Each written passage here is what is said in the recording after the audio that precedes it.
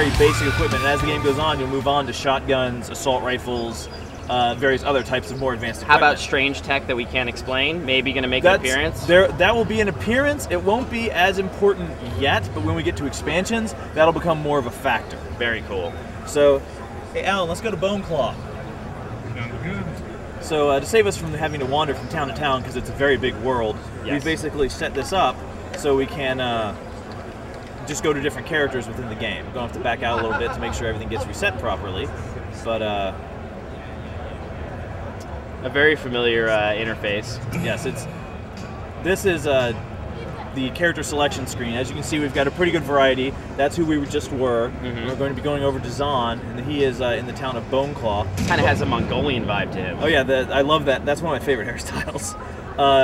This town that we are going to is it's called Boneclaw. It is owned, operated, whatever, by a faction called the Children of the Apocalypse. We have 6 factions in the game. I have their album. They're good, man. They rock out. They are so. Children of the Apocalypse. They are so metal. This game is very metal, I have to say. We have a faction in the game which is actually named after a fake metal band we've made up. Who? So, you'll have to play the game and find out. Oh, come on, man. I'm like your first fan.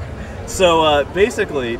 I like that guy. Look at that. Yeah. It's got a ninja action going on. Oh, yeah.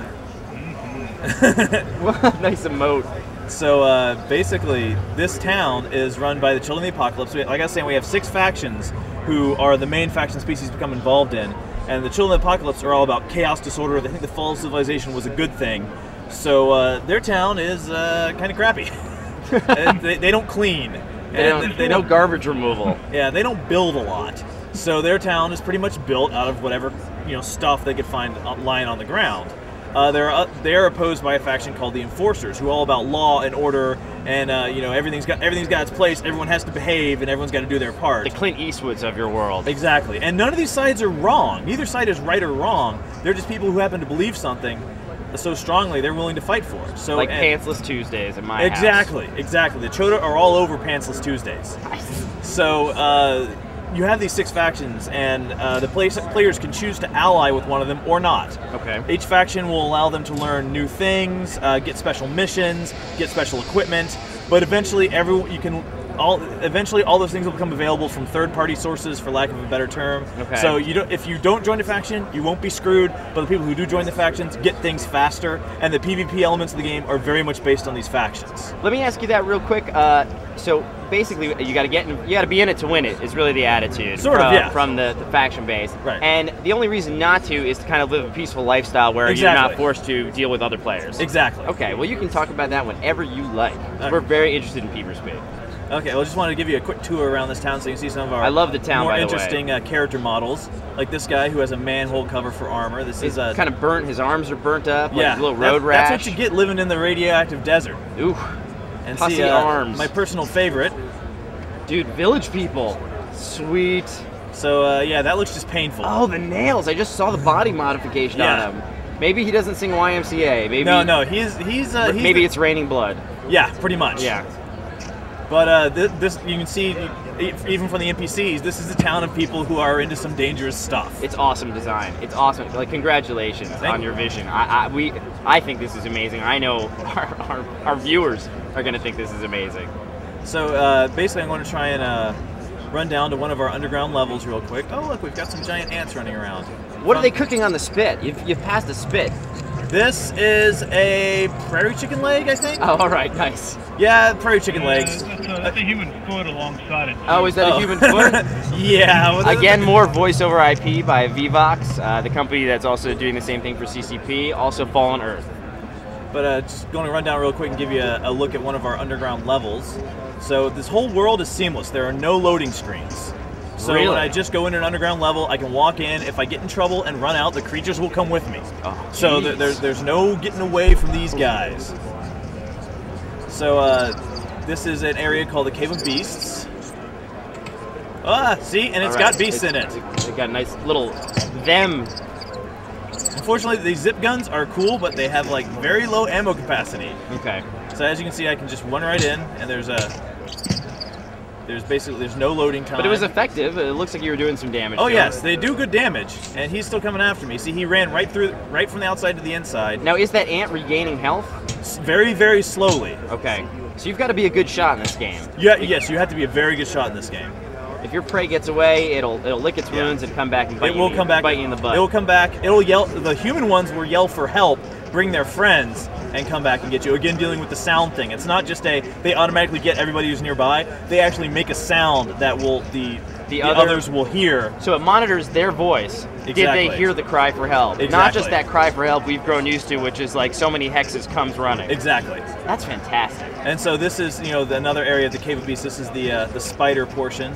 So we've got some great creature design, by the way. Thank you. Big ass spiders in here. Mm-hmm. And he's running for it because I shot him a bunch. So we have a level of fear with the AI as well. Yes. Once they get to a certain point, they will try and get out. And we got some giant cockroaches. Oh, my favorite. They were in the hotel room.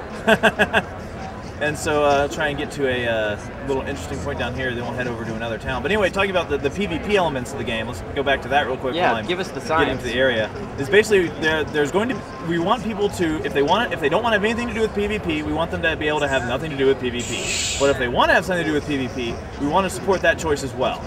So basically, there are going to be zones where people can choose to, go get involved in PvP or not. Well, there'll be zones where things will be PvP active, and in those zones, there'll be more activities than just, hey, let's fight each other. Okay. There are going to be conflict towns where you can basically take control of a town and make it part of your faction. So the guards will become part of your faction. You'll get new missions because you control the town. There will actually be a reason to fight people. What kind of towns are we talking about? Oh, we've got all kinds of stuff. We have, for example, you've seen like the farm town. You've seen the Chota town. We have the enforcer towns are all military with walls around with sandbags, whole 9 yards. We have some that are actually settled. We actually have a drive-in movie theater that actually plays movies. That's fantastic. In one town.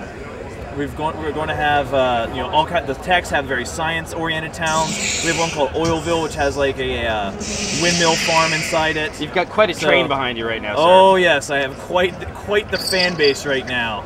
But hey, Alan, let's go to Midway. Sounds good. Let's log out before we get ganked. Because we are going to get so hosed. There was about 30 creatures behind him. For those of you who maybe didn't catch that. Okay, we're going to back out real quick just to make sure everything unloads correctly. But we want to have PvP be an activity that actually has a point, as opposed to well, killing other people. Hey, I don't want to say that's not fun, but no, I love it. Yeah, there has to be a meaning behind it to make it memorable. Exactly. Yeah. So we want to have it so you can take control of buildings. There'll be capture the flag objectives in sectors that if you control, you get points with your faction. So there will actually be a dynamic play style, and also people will like.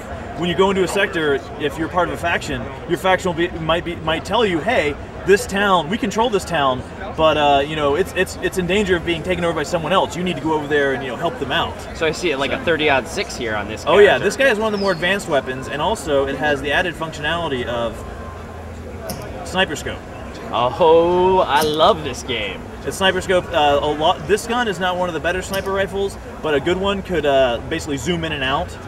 So this is just a straight lens. This is what the lens does on it. That's all right. You know what? That's a great little feature there. Oh, these characters are all equipped with basically level appropriate stuff. These are all actual items from the game.